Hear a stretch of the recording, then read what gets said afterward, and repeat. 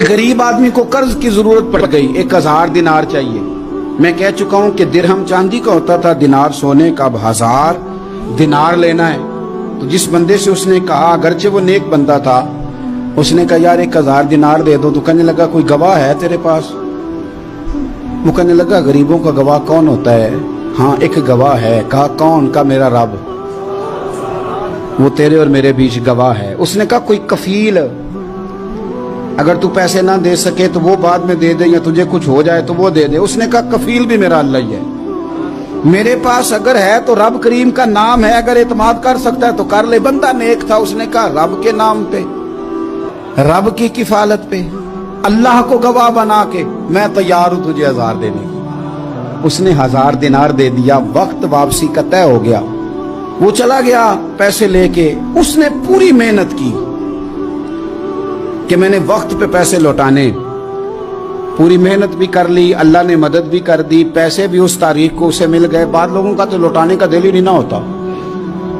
फरमाया हदीस पाक में कि तू लौटाने का इरादा कर, रब तेरी मदद भी फरमाएगा। लेकिन यहाँ बहुत सारे लोग कहते हैं खैर है, इरादा ही नहीं। तो फिर जिस तरह का बंदे का गुमान हो, रब भी उसी तरह का मामला फरमाता है। उसने पैसे जमा भी कर लिए और वापस देने को तैयार भी हो गया, लेकिन रास्ता बहरी जहाज का था, कश्ती का था, दरिया के रास्ते वापस आना था। अब वो जब आ गया दरिया के किनारे तो बड़ी कोशिश की, पर वहां उसे कोई कश्ती नहीं मिली। वक्त पे पैसे लौटाने हैं, सफर करना है, अब सवारी मुयस्सर नहीं है। सोच सोच के परेशान था कि मैंने तो अल्लाह के नाम पे लिए।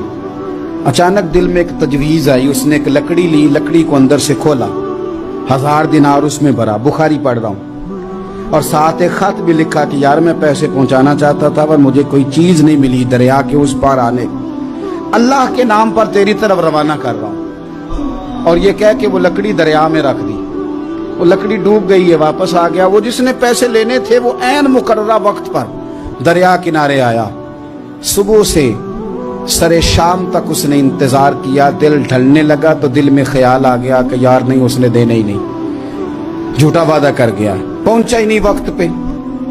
अब जब वापस लौटने लगा तो अचानक दरिया में एक लकड़ी तैरती हुई दिखाई दी। कहने लगा ले जाता हूं, शाम को रोटियां पकाने के काम आएगी, ईंधन बना के जला लूंगा, हंडिया पक जाएगी। लकड़ी उठा के जलाने के लिए घर लाया। गुमान था कि वो नहीं आया वादा करके। अल्लाह को कफील और वकील बना के और गवाह बना के फिर भी नहीं आया। लकड़ी लेके घर गया, बुखारी है। और जब उसको चीरा ना कि मैं इसकी आग जलाऊंगा, खोला तो अंदर से 1000 दिनार भी निकल आया, खत भी निकल आया। अब जरा समझना, उसके दिल में बात किसने डाली कि तू लकड़ी में पैसे डाल दे? अल्लाह ने। उस बंदे को मुकर्ररा वक्त पे किनारे भेजा किसने? लकड़ी सिर्फ उसी के हाथ आई तो ये बंदोबस्त किया किसने? अल्लाह ने। घर जाके चीरी तो पैसे बाहिफाजत उस तक पहुंचाए किसने? तो फिर हमें भी तवज्जो अल्लाह की जानिब भी करनी चाहिए। हमारे पे दिल की तवज्जो रब की तरफ ही होनी चाहिए ना। हमें इधर उधर जाने की, देखने की, बंदों पर गौर करने की जरूरत क्या है? वो पैसे पहुंच गए, ये वहां अपनी जगह पे परेशान था। इसने 1000 दिनार और जमा किया। फिर दोबारा एक दिन दरिया किनारे आया, कश्ती मिल गई, बैठ के अपने उस भाई के पास आया। कहने लगा देखना मुझ पर बदगुमान ना होना, पैसे उस तारीख को भी जमा कर लिए थे। दरिया पे आया था पर कश्ती नहीं मिली थी।